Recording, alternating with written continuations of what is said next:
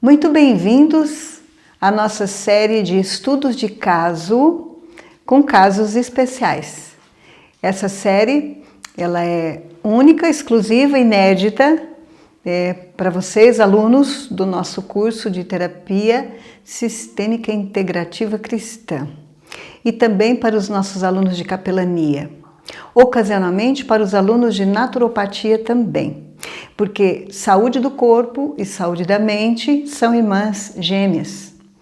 Esses estudos, eles vêm sendo analisados, eles vêm sendo observados e nós vimos já há 10 ou 20 anos tentando incorporar no nosso trabalho alguma coisa que conseguisse aproveitar as partilhas e todo o treinamento que a gente vem tendo nesse assunto. Como Deus tem aberto as portas, como Deus tem trazido pessoas para nos ajudar, para produzir esses vídeos com qualidade, também alunos que possam participar, não só como ouvintes também, mas como futuros profissionais em saúde mental. Então, aqui estamos nós, cumprindo a ordem do dono da nossa vida. Porque nós estamos aqui para propósitos grandes, elevados, para abençoar pessoas. E é por isso que queremos partilhar com vocês essa série de estudos de caso que envolvem a dimensão espiritual nas disfunções e doenças mentais. Eu sou a professora Dilza e convido você nesse momento a fechar os seus olhos onde você está para que possamos fazer uma oração. Querido e bondoso Deus, é uma honra trabalhar para o reino da luz. E nós te suplicamos agora que vamos analisar, pelo menos parcialmente, os ardis do inimigo no reino das trevas, que o Senhor nos dê a proteção, que o Senhor nos dê a paz, que o Senhor nos dê o discernimento e toda a instrução que precisamos. Em nome de Jesus, amém. Muito bem, o primeiro caso que quero deixar com vocês, queridos alunos, é o caso de uma moça, já fazem alguns anos, e essa moça marcou muito a minha vida porque foi o primeiro caso, de forma mais direta, que me colocou em contato com a realidade dos ardis de Satanás. Só que antes de começar, nós vamos chamar de caso GM, certo?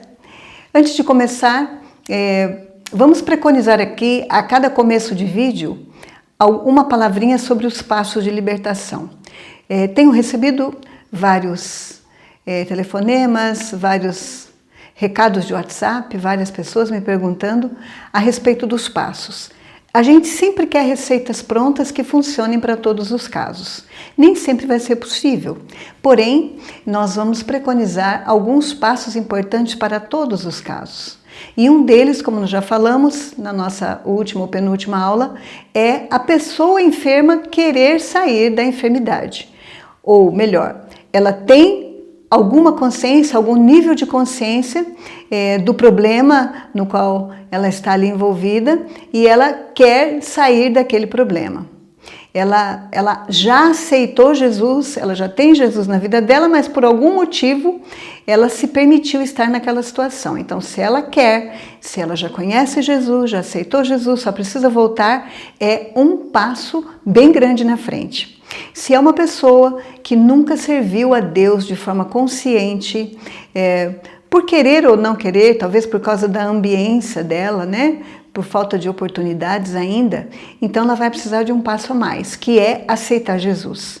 É querer sarar e essa cura precisa vir com o nome do grande médico Jesus, certo? Ao longo dos nossos casos, vocês verão como é terrível quando acontece uma cura e a honra e a glória não é dada a Jesus. Na verdade, essa cura nem acontece. Pode parecer que aconteceu, mas não aconteceu. Então, nós precisamos dar as honras a quem merece as honras. E o único que liberta do poder do maligno, do pecado, é Jesus Cristo. Se a pessoa não aceitar Jesus Cristo, ela vai ser fadada a continuar doente. Então, esse é um passo primordial e essencial. Depois, a pessoa precisa pensar em renúncias.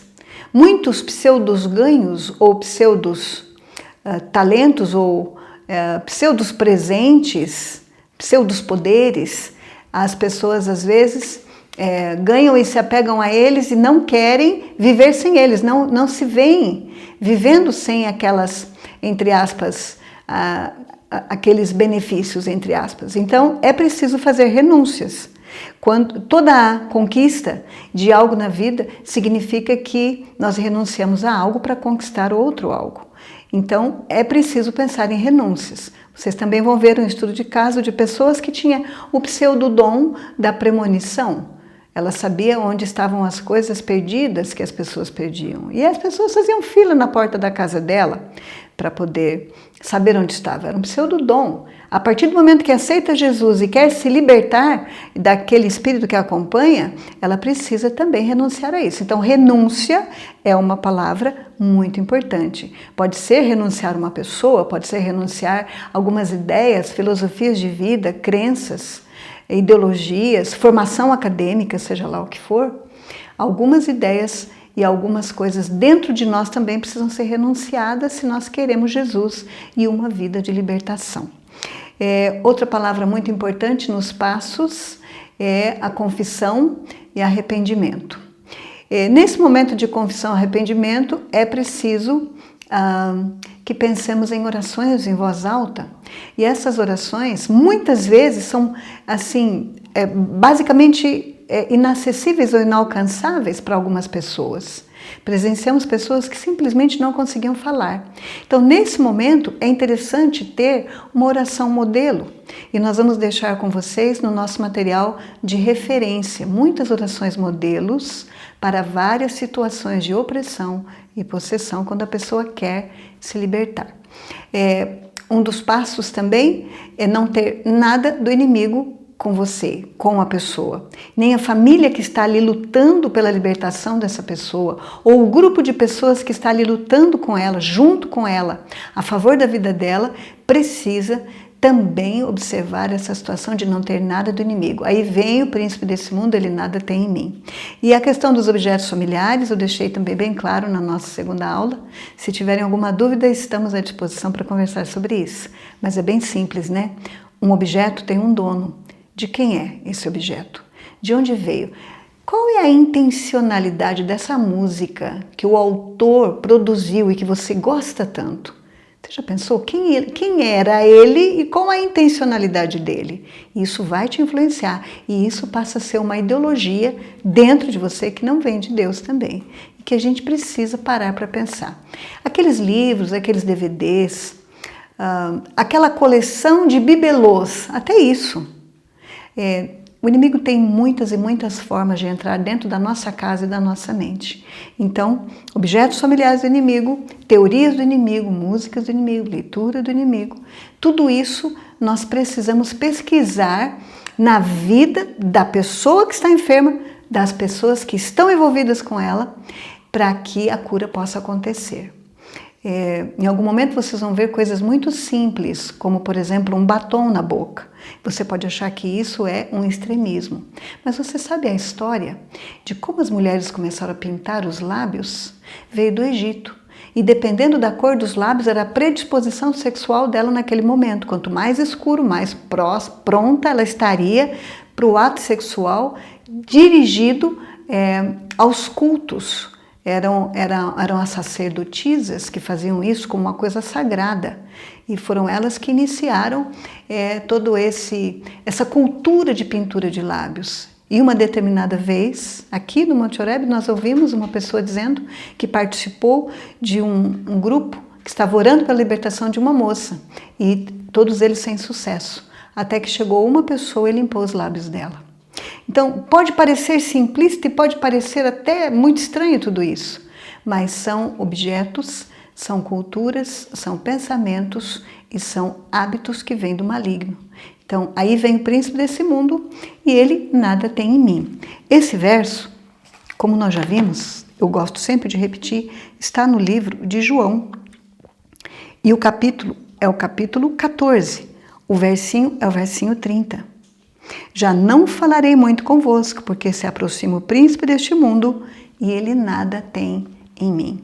E eu também não tenho nada com ele. com a graça de Deus, né? Então, vamos lá ao nosso estudo de caso. Relembrados os passos importantes, sempre vamos estar relembrando e, às vezes, em algum momento, acrescentando algum outro.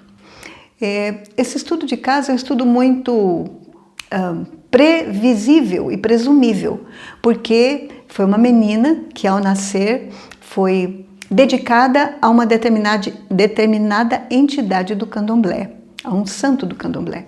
E toda a sua família trabalhava para esse segmento espiritual, toda a família. Por algum tempo, ela ficou num orfanato kardecista e depois ela foi dirigida para uma escola e nessa escola alguns professores começaram a trabalhar em prol da libertação dela. O que foi observado nesse estudo de caso? Quando uma pessoa é dedicada desde criança, então ela tem uma herança, foi algo imposto, ela não procurou, ela herdou, é uma herança espiritual muito pesada e muito negativa.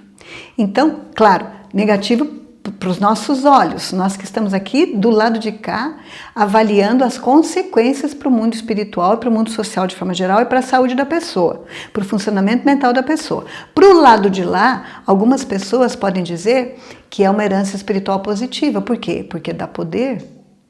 Já pararam para pensar nisso?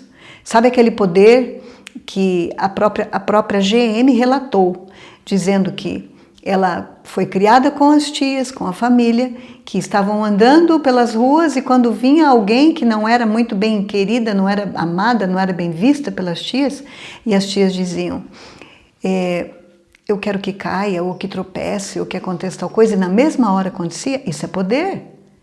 Então algumas pessoas acham que essa carga herdada pode ser positiva, né? Depende do ângulo, né, pelo qual você olha. Estamos vendo da perspectiva cristã, da perspectiva de saúde mental, né, e não de ter poder. Porque tanto o poder quanto a saúde, se eles não vierem da fonte correta, eles vão levar para o mesmo caminho, o lago de fogo e enxofre, a morte eterna. Então, essa moça, ela não conseguia passar roupa, porque quando ela ia mexer com o ferro de passar roupa, uma força maior que ela desviava o foco do ferro e queimava todo o braço dela. Nós tivemos a oportunidade de muitas pessoas, inclusive, observarem esse detalhe no braço, sempre manchado. E em noites muito frias também, o cobertor nunca parava no seu corpo. E foi muito dramático porque quando ela se conscientizou da situação que não era uma herança positiva, então ela quis estudar a Bíblia para conhecer um pouco mais a respeito disso. E ao começar a estudar a Bíblia, ela ouviu, na verdade ela não ouviu, ela conversava sistematicamente com um guia. Muitos segmentos espirituais, as pessoas que estão neles não saem de casa sem conversar com o guia para saber como deve agir durante aquele dia. E quem são as pessoas que ela deve evitar, pessoas invejosas ou qualquer outra coisa desse tipo. E então, ela mantinha contato com esse guia pensando ser um guia da luz. E depois, quando ela percebeu que ela não conseguia ir bem nos estudos, que ela estava sendo prejudicada, machucada, não conseguia dormir com um cobertor, que ela tinha perturbações mentais e viu que aquilo não era uma herança tão positiva quanto ela achava. Inclusive um dos poderes, né, que ela relatava nesse caso. Saber quando uma pessoa vai conversar com você antes da pessoa chegar. Então, exemplo, prof, tem alguém querendo falar com você, está lá no pátio. Essa pessoa está subindo as escadas. Essa pessoa vai bater na porta e ela é fulana. No mesmo momento, batia na porta, a porta era aberta e era aquela criatura. Isso, para uma pessoa leiga, pode ser um dom maravilhoso. Se eu renunciar a esse meu mundo, se eu renunciar a tudo isso que eu venho vivenciando já há tanto tempo, que a minha família me herdou, eu vou perder isso. Então aí entra a renúncia, né? O que vale mais a pena? Continuar com os pseudos dons? Ou perder a vida para sempre? Ou renunciar a alguns pseudos dons que nem dons são, porque o que são dons? Dons são dados para um fim útil, proveitoso. Agora eu te pergunto, Qual é a utilidade de saber que uma pessoa está vindo para conversar com você? Na maior parte das vezes, nós cristãos não devemos nada para ninguém, exceto o amor, não é? Então, qual a utilidade de saber a que distância está a pessoa que vai vir conversar com você? Você percebe a diferença de um dom útil? Exemplo, você nunca passou por uma determinada estrada e de repente o Espírito Santo te compele a ir por aquele caminho. E quando você vai por aquele caminho, tinha alguém precisando de ajuda ali e você pôde ajudar. Esse foi um dom para proveitoso, útil. Um dom da fonte correta. Mas o que dizer desses dons que só aumentam o ego da pessoa e não trazem proveito, nem, em última instância, nem para ela e nem para os que estão ao redor? É muito importante nós avaliarmos à luz da palavra quais são os dons verdadeiros que Deus quer dar para nós. O inimigo também dá dons. Na verdade, eu gosto de falar que são pseudos dons. Essa adivinhação é um deles, né? Então, uma questão muito difícil na vida da GM era que, depois dessa consciência, ela começou a estudar a Bíblia, como estávamos falando, e ela não ouvia vozes, ela ouvia recados mesmo, não eram vozes misteriosas, eram as vozes dos guias com os quais ela já conversava. Então, nós vamos matar seu irmão se você continuar estudando a Bíblia. E se você continuar dando atenção especial para os 10 mandamentos, de forma específica para o 4º mandamento, nós vamos fazer você sofrer como você nunca sofreu. Ou uma outra intimidação, como matar uma outra pessoa da família dela. Então era muito aflitivo, aquele contexto era muito aflitivo a história dela. Era muito conflituosa aquela história, aquela trajetória. E quando ela precisava orar, as palavras não saíam, elas não conseguiam, ela não conseguia, ela só murmurava. E não saía, e muitas vezes era como se tivesse uma força puxando o seu braço e ela pedia para largar, pedia para soltar. Há relatos de que com muita dificuldade ela se ajoelhou, mas depois não conseguia orar. Infelizmente, nem todos os estudos de casos que nós vamos trazer para vocês tiveram um final feliz. Hoje eu ainda oro por essa moça, porque eu fiz parte da vida dela. E foram uma das primeiras histórias que me chamaram a atenção para o mundo espiritual e como eu precisava ficar atenta para os ardis do inimigo, que me preparou para o que eu tinha que viver ainda na minha vida. E oro por ela. Sei que ela está viva, ocasionalmente tenho até tendência de procurar para saber notícias, mas fico bem quietinha esperando a vontade passar, porque foi uma página virada. E o que eu posso fazer por ela hoje é orar. Porque o fim, pelo menos durante o tempo que nós estávamos ali naquele colégio, o fim dessa moça não foi bom. Ela conseguiu iludir toda a família daquele colégio, ela conseguiu iludir todas as pessoas que estavam trabalhando junto com ela, exceto alguns, que ela já era uma pessoa transformada, mas ela não saiu dali transformada. Então, tivemos relatos posteriores, bem próximos à saída dela do colégio, que realmente ela não tinha feito escolhas boas. Mesmo descendo as águas, mesmo tomando a Santa Ceia, mesmo fazendo aparentes renúncias, mas não renúncias abertas.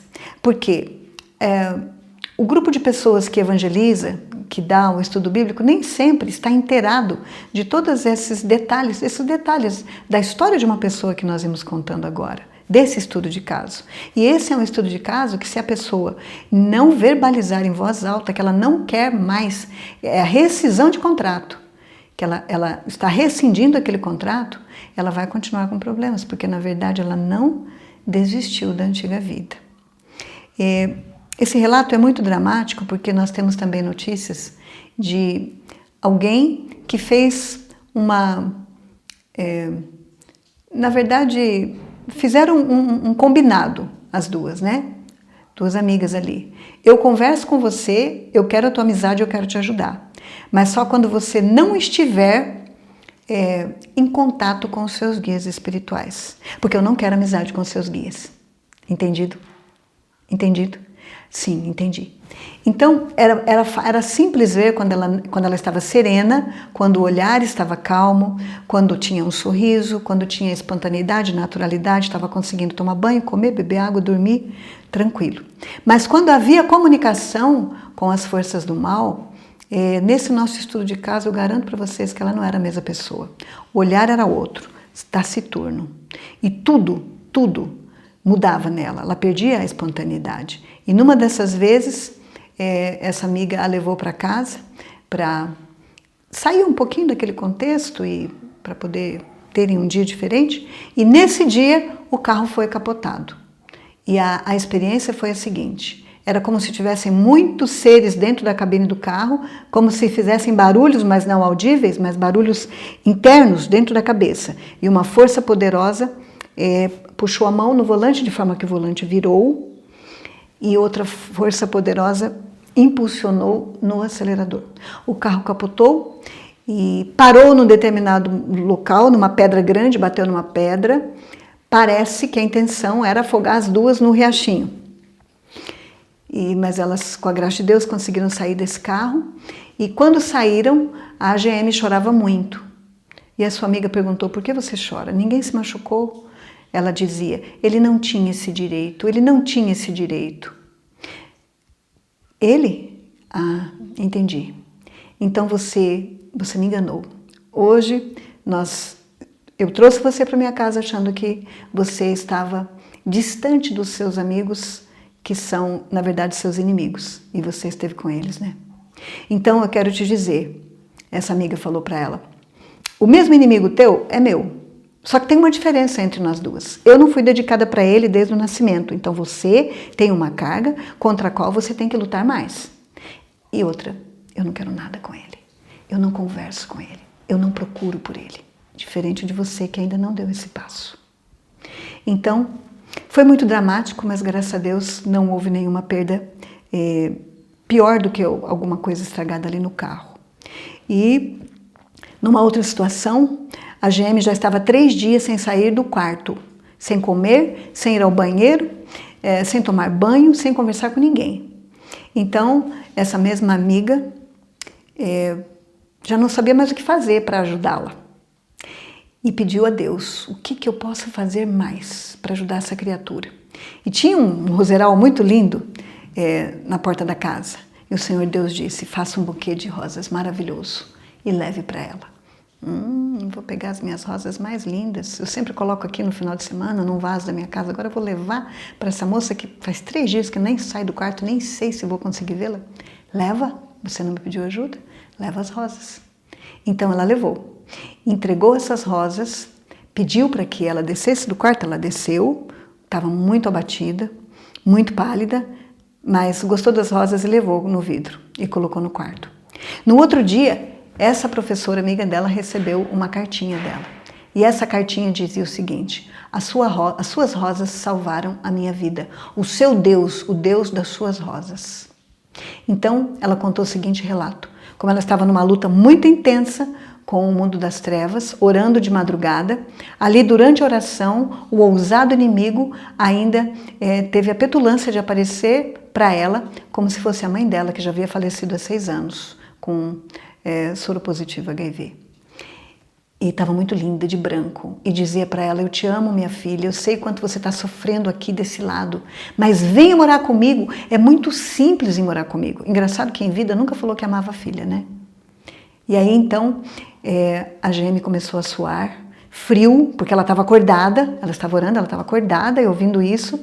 E nesse momento ela relata que um espelho, até hoje não sabemos se imaginário ou se real, foi lançado ao chão, foi quebrado e um caco de vidro foi colocado por aquela visão na mão da GM. E insinuava: é muito fácil estar comigo. E ali então induzia o autoextermínio, cortando o pulso. E nesse momento foi uma luta muito grande pela vida dela, porque o Espírito Santo falou e disse: não olhe para a visão, não olhe para ela. Eu vim para você ter vida. Olhe para as rosas. E nesse momento ela olhou para as rosas, e as rosas brilhavam como se fosse um candelabro. E a voz suave, porém firme, disse: eu coloquei no coração da pessoa para te dar essas rosas. Ela não deu porque ela quis te dar as rosas. Fui eu, o dono da vida, e eu estou aqui para te dar vida e vida em abundância. Ele só vem para matar e destruir. Não olhe para ele, olhe para mim, olhe para as rosas. E nesse momento, então, ela jogou o caco no chão. Aquela visão foi embora, teve paz naquele quarto. E a coisa mais espetacular é que nenhuma das outras 3 moças acordaram com tudo isso. Foi muito dramático saber de tudo isso e nós tivemos esperança da cura dessa moça nesse tempo. Porque Deus, tenho certeza que fez tudo por ela e se ela estiver viva, ainda está fazendo. E eu oro por isso. Gostaria que você, com esse nosso estudo de caso, levasse bastante em conta a questão da herança, a questão do querer renunciar, a questão das orações de libertação, que muitas vezes a pessoa precisa ter ali alguém junto, a oração já escrita para ela só recitar, para facilitar, né? E também falamos das renúncias, assim, objetos familiares do inimigo e a rescisão de contratos. É preciso rescindir tudo que você já fez para manter aquele estilo de vida. Por quê? Qualquer tipo de disfunção, doença, neurose, ela está baseada aqui, ó, fazer sempre as mesmas coisas e querer resultados diferentes. Então, que Deus te abençoe muito, que esse estudo de caso sirva para que você conheça um pouco dos ardis de Satanás, mas tenha certeza do poder de Deus e que com ele sempre há solução. Enquanto há vida, há esperança. E se nós aceitarmos a Jesus, nós temos tudo. Quem tem Jesus tem tudo. Deus te abençoe.